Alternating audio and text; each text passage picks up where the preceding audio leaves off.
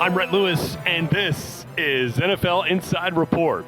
Huge episode here post-draft as the NFL today announces the slate of international games for the 2022 NFL season. You heard it live on Good Morning Football Wednesday morning, and the 5 games are now officially set. Teams, locations, times, and days, TV deals, the whole thing is all set, and we're going to get into that in a big way. We'll also talk a little bit about the International Pathway Program in the NFL, which is also a little bit interconnected. And here to help us with all of it is the new general manager of NFL UK, Henry Hodgson, who of course has been with us here for 12 years in Los Angeles before spending time in London with the NFL UK office there. And if you are a follower of the NFL Podcast Network, you are no stranger to Hank. Handsome Hank is back here with us. What's up, Henry? Welcome. Thank you for having me, Rhett. It's great to be here. I'm glad to have you make your debut on this podcast, and excited to chat here because this is so exciting. Like the international series keeps growing, and despite the issues we had that put a pause on it with the COVID season, it's great to kind of see it really flourishing once again, and in a brand new country. We're going to Germany. So let me just say, as a literal 100% German in my heritage, both on my mom and dad's side, how do I essentially become bureau chief NFL Germany? Can we arrange that? I think it's just happened. I think just by volunteering, we've got you on board. That'd be great. It's really, Germany is a market that we've been really focused on over the last sort of 5-6 years, and it's grown so much. The fan base there is incredibly passionate. The sport is played a lot there as well. So it was a natural progression to have a game in Germany. And the really cool thing is we went through this bid process last year to try to find, which city it should be played in. And 3 cities kind of emerged as the ones that wanted to bid for it: Munich, Frankfurt, and Dusseldorf.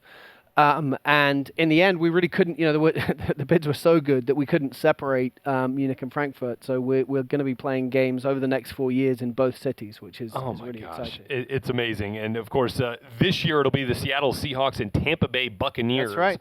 Playing at the FC Bayern Munich Stadium, and that'll be November 13th, 9:30 a.m. Eastern Time. And you see it right here on NFL Network. How much better could it get? Exactly.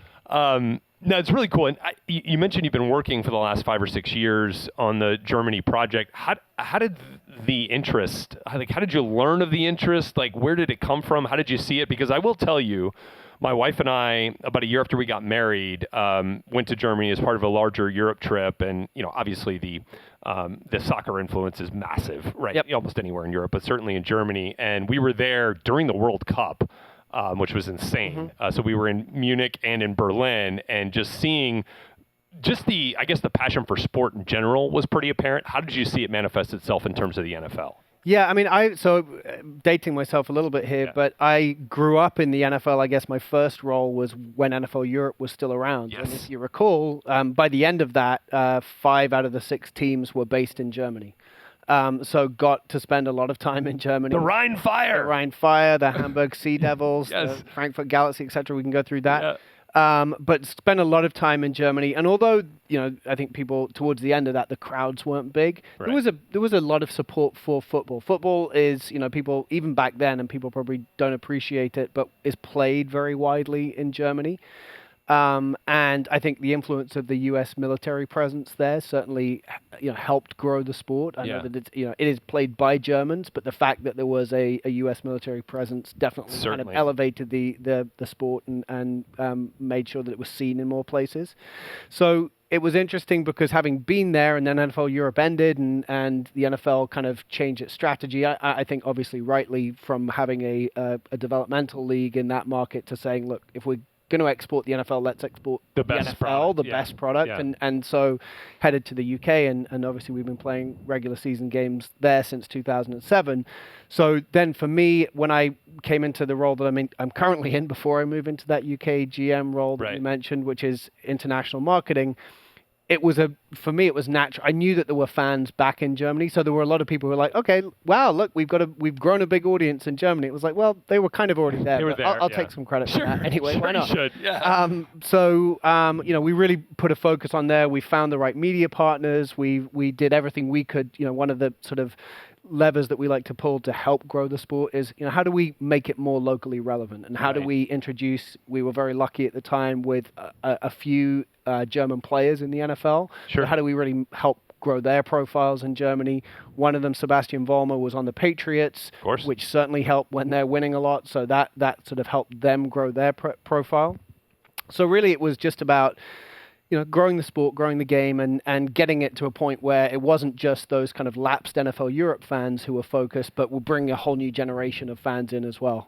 And that's sort of what we've been able to do over the as I say, the last sort of, let's say, 6 to 10 years.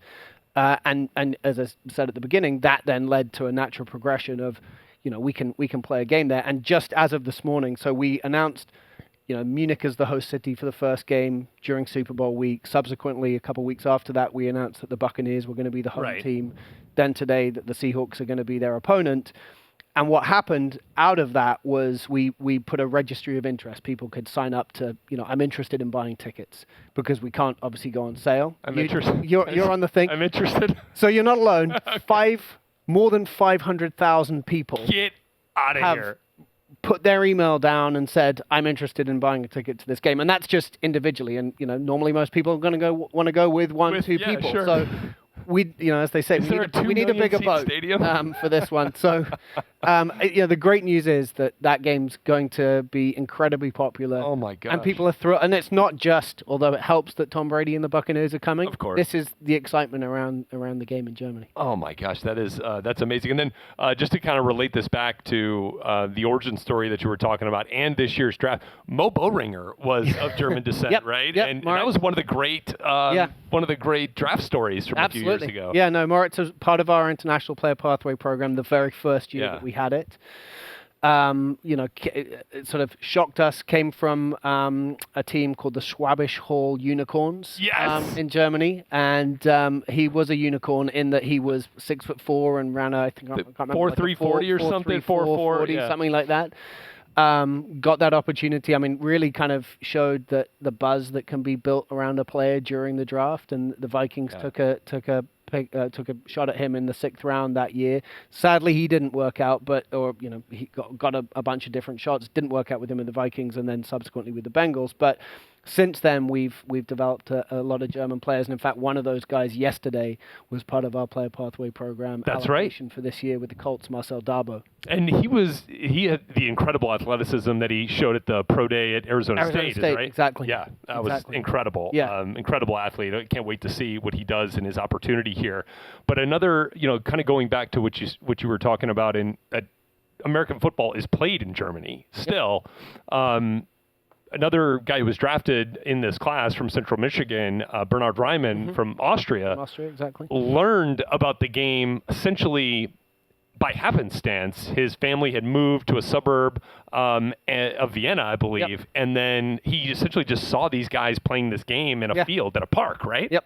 A club team, and then he joined one. Yeah, absolutely. And there are a lot of stories like that. Sebastian Vollmer, who obviously I mentioned and played in the NFL with the Patriots, again, found his way to the sport playing it in Dusseldorf for a youth team there. So a lot, what we're trying to do, and it's funny, I'm literally speaking to Sebastian about this in the last month or two, is how do you kind of remove the element of luck? Both from discovering the sport, whether that's, as a fan or on TV or whatever, then through playing the sport, how do you create some pathways for kids to be able to play flag football in these countries, and then a pathway that could take them, to college, to the player pathway program, to the pros. And we've done that with an NFL academy that we've launched in London, which is bringing in kids at a high school level. Because really, the Player Pathway program is very exciting, can give these guys like Marcel that I just mentioned the opportunity at the age of sort of 21, 22.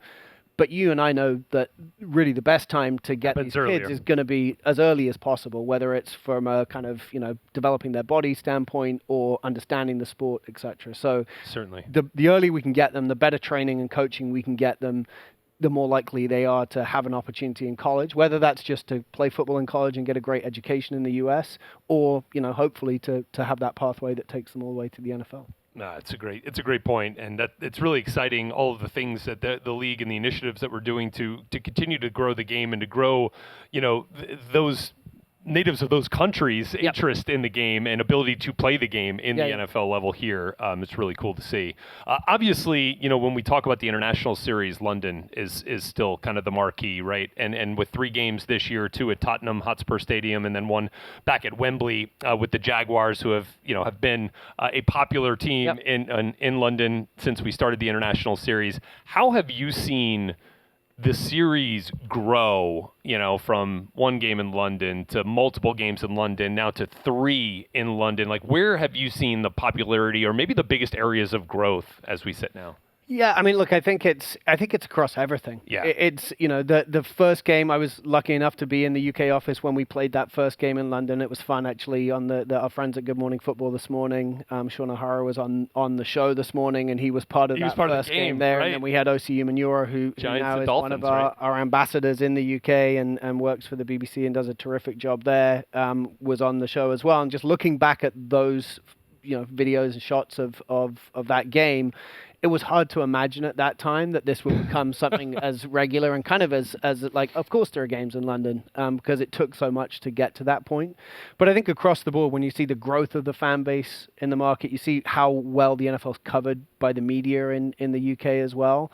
It's just, it's been exponential growth, and we'll look to continue that in the coming years with more games, more to do around the sport, and hopefully delivering more UK athletes to the NFL as well. No doubt. Minnesota Vikings and New Orleans Saints will kick things off in London. So we get all 3 games in London this year will come in the month of October. So that Vikings-Saints game from Tottenham Hotspur Stadium will be October 2nd. Again, all of these are 9:30 a.m. Eastern Time kicks, and you can see that one exclusively on NFL Network. That'll be followed up the very next week by the Giants and Packers getting together at Tottenham Hotspur. That again, October 9th, 9:30 a.m. Eastern here on NFL Network.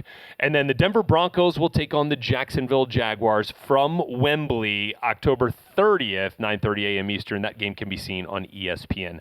Plus, I mentioned the Germany game, Seahawks and Tampa Bay Bucs at FC Bayern Munich Stadium, November 13th, 9:30 a.m. Eastern, right here on NFL Network. And then finally, and we'll get to this here in just a second, but from Estadio Azteca once again in Mexico City, the San Francisco 49ers and Arizona Cardinals in a divisional matchup, November 21st, 8 p.m. Eastern Time, that game on ESPN.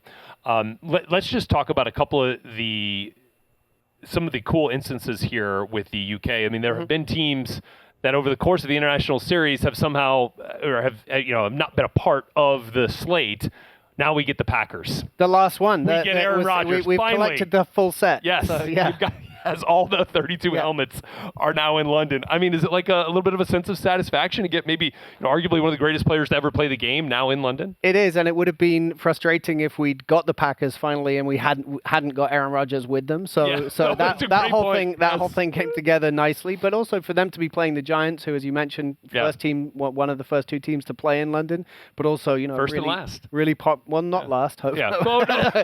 Yes. But really popular team in the UK as well. So I think that's going to be a terrific game. And as you say, great to have the Packers there finally, and for fans to get a chance to see Aaron Rodgers. It's going to be really cool. Yeah.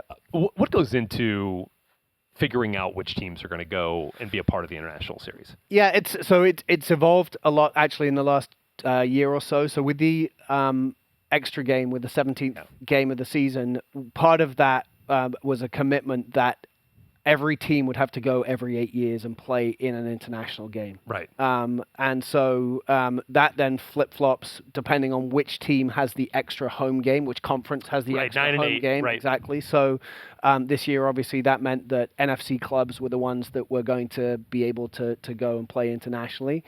And it was then a combination of some teams that really wanted to go. Part of what we've done to grow the game internationally is have teams be able to market themselves in some of these territories. So they've been able to go and sort of put together a bid to say, we are focused on Germany or the UK or Mexico, etc., to grow our brands. And so some teams, there's a natural affinity to want to play in these markets, and they put their hands up and said, we want to go. This is important to us. For the Packers, it was a case of they're not one of the teams that at this point have signed up for the UK, but it was a case of like, here we go. You're going to have to do this at some point over the next 8 years. Whereas before they were able to say, no, we're not interested. This was really a chance for us to say, look, let's get this done. Let's collect the set. Let's get you to London. Yes. And then for the other side of the matchup, it's about looking at who's on their slate for that season as a visiting team. And then trying to decide, what's the best matchup. And clearly, there are clubs that want to protect games. They want to have games that do get played in their own stadiums. But we were able to get, I think, I'm probably biased here, but I think it's the best across all 5 games, the best slate of international matchups that we've ever had. I would agree. Yeah. I mean, the fact that we're going to get Tom Brady, we're going to get Russell Wilson with the Denver Broncos. Now we're going to get Aaron Rodgers. You get the Saints and Vikings, two, really explosive offensive teams too, because I think that sells, a lot. Trevor Lawrence, a rejuvenated Jags team. Exactly. Yep. I mean, it's a fantastic slate of matchups. And then, as you mentioned, for Mexico to have a rivalry game in the NFC West is super exciting as well. No, I one thing, I have not unfortunately been able to get to London for one of the games yet, but a lot of the stuff I hear are the great swath of jerseys that you end up seeing at a London game and in and around the city during the week, and I think that's awesome that you have that many people that can identify with that many teams in one country. Whereas in Mexico City, at least the matchups have felt more regionally located. Do you find that the interest there is still a little bit more regional when it comes to the NFL in terms of Western teams, NFC, AFC West teams, that sort of thing? Yeah, I mean, I think the NFL is obviously more established in Mexico. Yeah. It's been a big sport in there since the 70s. Sure. So, the teams that actually resonate the most, is funny, in other markets as we've grown recently, the Patriots are the team that kind of over-index among fans because, a lot of the way that people discover the sport is by watching the Super Bowl as their first touch for it. So inevitably they're like, okay, well, this looks like a good team. For Mexico, those teams are the Steelers and Cowboys. So that tells you kind of the vintage of fandom in Mexico of sort of 70s, 80s. Right. When those teams were obviously very good. Yeah. So there's part of that, and then partly definitely regional. It's obviously easy for fans to reach the Cowboys, the Texans, the Cardinals, the teams in California. So you see a lot of that as well, and we've tried to lean into that with the matchups. I love that we got a division game. Yep. I mean, it just kind of builds the intensity of it. And also a repeat of the very first game played internationally. So in 2005, right. We had the opportunity to take one game internationally. That game was played at Estadio Azteca, and it was the Cardinals against the 49ers. The cool thing was that in that game, it was Larry Fitzgerald's rookie season. So, him and Kurt Warner were there in Mexico City. That's right. And now they are back again doing their thing. How cool. How cool is that? All right. And then as you look for further expansion, as I mentioned before we were getting started, my dad worked in the NFL for 40 years and was a part of a couple of the American Bowl games, which were preseason games played abroad. And it was, there was one in London that he went to with the Saints and Raiders. And then there was one later in the early part of the 2000s with the now Washington Commanders. I forget who they played, but it was in Osaka, Japan. Right. Do you see a potential expansion to the Far East as an option for the NFL? I think it's definitely an option. I think it's harder to do with the, if we want to be playing regular season games as opposed to preseason games. I think, what's apparent is that whether it's that or like we mentioned with NFL Europe, you want to be exporting the real deal. And there was, I used to, as a kid, go to those American Bowl games in the UK, and it would be great. It'd be like, hey, the Dolphins are coming. We're going to see Dan Marino. And it's like, wait, where do you go? That lasted like 3 minutes. And then you have someone else playing instead. Yeah. So I think the difficulty with going that far east to Japan, to China, etc., is how do you schedule that in the season? Yeah. Because it's a long way for people to go. Yeah, it's longer from California to the Far East than it is from the Eastern Seaboard to London. Yeah. Exactly. Which so that's an issue. We've certainly talked about, could that be done around the beginning of the season? Could you play a kickoff game, even a week 1 game there? I don't think we're there yet. I think for now it's about really how do we continue to grow the fan base in the now 3 markets that we're playing in. But look, I mean, expansion to other markets is certainly something that we're always looking at. How have you noticed player buy-in? Because it felt like, maybe it was initially, maybe there was a little skepticism or pushback. It feels like now, just based on the guys that interviewed on GMFB this morning, that there is a real, legitimate, true excitement for players in doing this. Yeah, I mean, Rhett, look, I think people are definitely excited about going there, yeah. inevitably. It gets, I guess there are two ways of looking at it. It gets you out of your routine through the season. For some players, that's not a good thing. They like their routine. It's important to be kept in that routine. For others, the difference, the slight change can be really good. And I know that there are teams, you certainly, if you speak to Sean O'Hara, to OC, those guys felt like that year that they went to London in 2007, where they were a pretty average team going into that game, and then obviously came out and went on a run and ended up in the Super Bowl against the Patriots.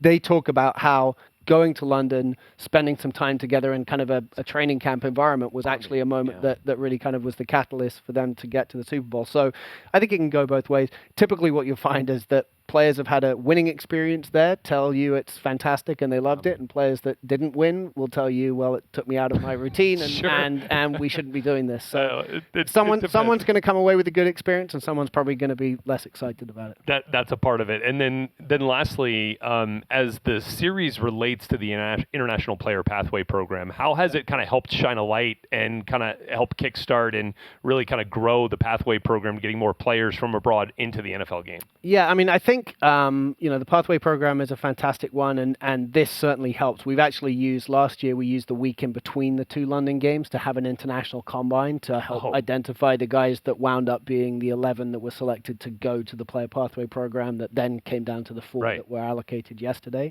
So it definitely helped on that front. I think honestly, one of my favorite stories, and it's probably not been particularly well told, but the first year we talked about the Dolphins and Giants playing in London, there was a kid in London named Jermaine Illuminor who switched on the TV and was looking for an Arsenal soccer game, had grown up in the UK, and was like, what's this thing that I'm watching? And he watched that very first London game in 2007, was like, oh, wow, this sport is cool. Told his dad about it, tried to find a team that was playing in London, wound up persuading his dad to move them to New Jersey, ended up getting drafted by the Baltimore Ravens in, I don't know what year that was, probably 5th round, 2017 draft. Draft. And that was because he watched that game on TV. So if you're talking about kind of the fairy tale of what's this actually do, and obviously it's about growing fandom and everything else, but there will be a kid probably in this year, whether it's the UK or Mexico or Germany, that will watch this game, decide that this is something they want to do, and find a pathway, whether it takes them all the way to the NFL or to college or to whatever. That's the power of the exposure of these games. So I think it's definitely a very powerful thing. That's so cool. Yeah, as it says here, and Chalk Farm, England, to Lackawanna Junior College, to Texas A&M, drafted by the Ravens in the 5th round. Then that first year went and played back in London, which was a very crazy event that the Ravens were selected. I think they played the Jags that year in London in his rookie season. So and has played 5 years in the league and has been a part of 53 NFL games, all because he flipped on the TV one day. So that's the power. That's what this is supposed to do. How cool. Rhett Lewis here with Henry Hodgson, getting a chance to chat about the International Series and the International Pathway Player Pathway Program. It's so cool. Again, 5 games here in this year's International Series that will be played in the 2022 NFL schedule. We have 3 games from London, 1 from Munich, Germany, and 1 from Mexico City. In Mexico, can't wait for the International Series. Starts October 2nd at Tottenham Hotspur Stadium and then wraps up November 21st at Estadio Azteca in Mexico City. We're going to take a quick break here on NFL Inside Report. When we come back, how about a little Inside Report trivia, International Edition. We're going to test Henry's knowledge of the International Series when we come back.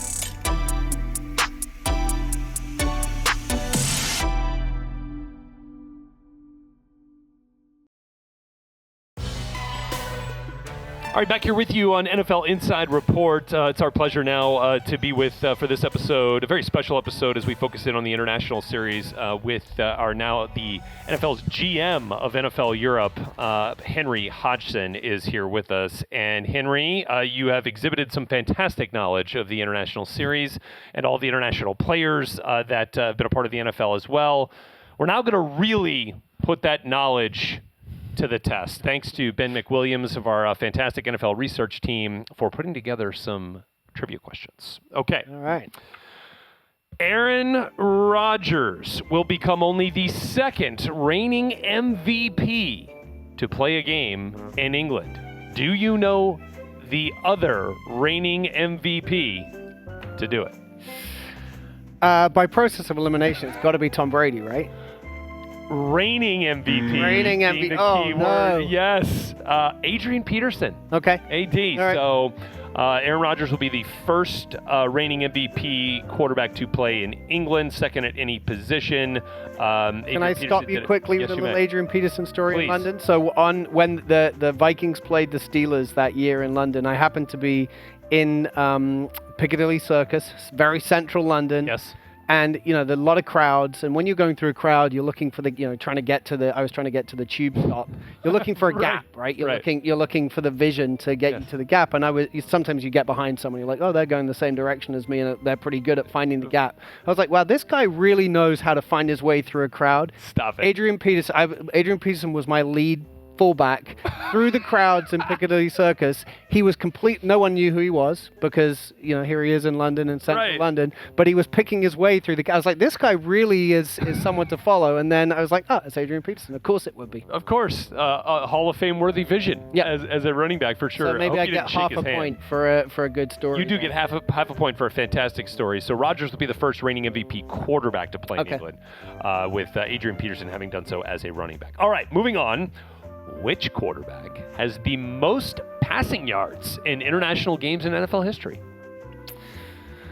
Well, there are deductive reasoning. Reasoning. Yes. Tom Brady's played in 3, 2 in London, 1 in Mexico, so I think I would go with that. The other guy, Blake Bortles played in a bunch with the Jags, but I'm going to go Brady. Oh, you had it. Oh, no. It was Bortles. Okay. 1,209. Tom Brady needs 258 passing yards at FC Bayern Munich Stadium this year to surpass Blake Bortles. I was projecting. Yeah, he'll get there. The guys behind the glass are celebrating too much, stumping me here. So. Actually, Ryan Fitzpatrick has over 1,000. Yep. It could have been with any number of teams. Yep.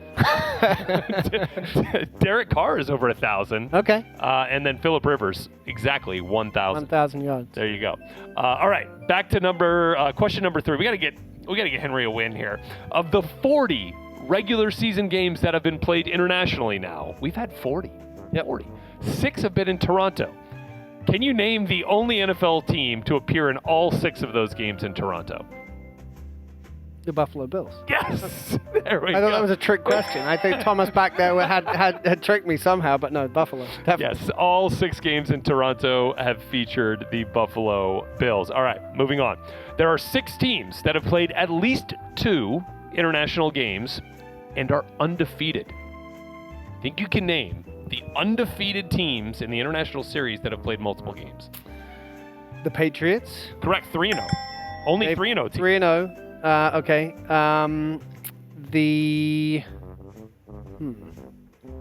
Okay, working my way down. Not the Bills, not the Dolphins.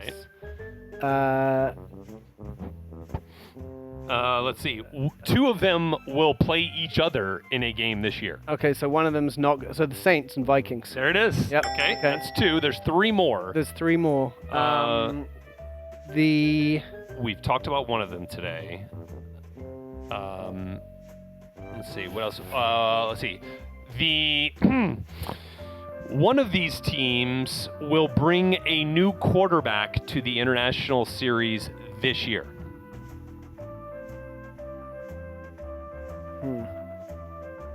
And the quarterback that they... Oh, the Giants.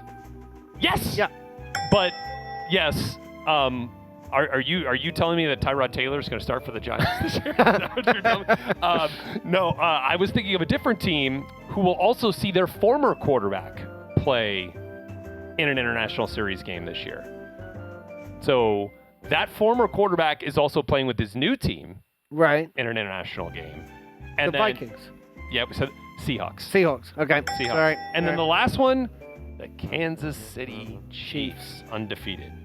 Now, they played in London too. They played in London and then in Mexico City. And in Mexico City. Yeah, there you go. So they are undefeated in 2 countries, which is Yep. just pretty darn impressive. All right, now for your international game fandom Dolphins edition. You know who the Dolphins played in the first ever NFL game, clearly. Do you remember the score of that game? 1917. Very close. Thomas loves that sound. He does. You know the Dolphins lost. The Giants won 13-10. 13-10.